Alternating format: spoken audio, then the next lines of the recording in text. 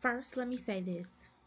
Thank you for sharing this. And I apologize if it offends you, and I will take this video down if you ask me to. But I also believe that there is a group therapy that can happen by what I'm about to say in response to your comment. So again, thank you for your vulnerability in sharing.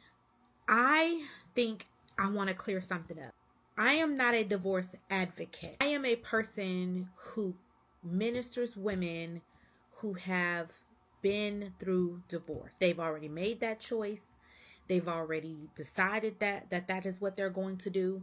I often counsel a ton of women when women come to me, because what I have figured out is that I end up being this safe community space, this space that will hold space for women who feel like they don't have anywhere to tell that to. And I become this safe space where they can tell me that they are thinking about divorce. They are, contemplating their next move, and they're trying to figure out where they need to go and what they need to do.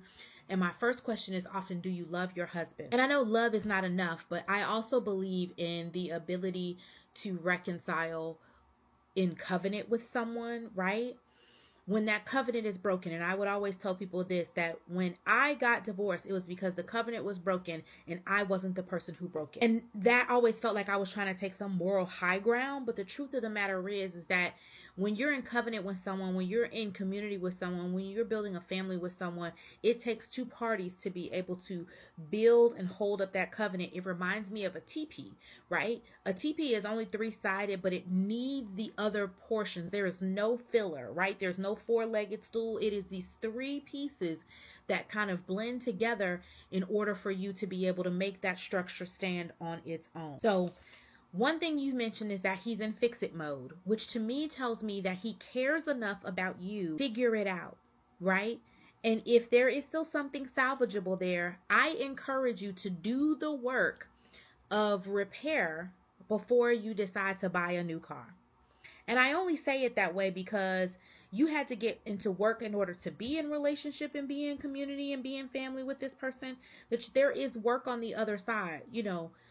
There are caveats to that, right? The only exceptions I have is if you are not safe in your home. Doesn't sound like that's the case. If you are not safe in your home financially, mentally, emotionally, spiritually, then absolutely I'm going to counsel you to make a move for yourself. But if it is the fact that this person gives enough to figure it out with you, it requires a little bit of contemplation on your end. And if it is broken, you'll figure that out very quickly when you do the work of understanding where you are today and why you don't want to be in that same position tomorrow, a month from now, a year from now, 10 years from now. I do not counsel women to leave their marriage. I genuinely don't. I've sat for hours with clients and women and friends and, people that I know, and had these same kind of conversations. And usually when I ask them those types of questions, they question themselves because no one's ever asked them that, or they've never had the safety to be able to ask that kind of conversation. And so I provide a little bit of sounding board for them. And I appreciate that God has put me in this place to do that, because I believe that covenant is how kingdom is built. And I believe that family is how kingdom is built. And I believe that all of that is possible in a beautiful partnership.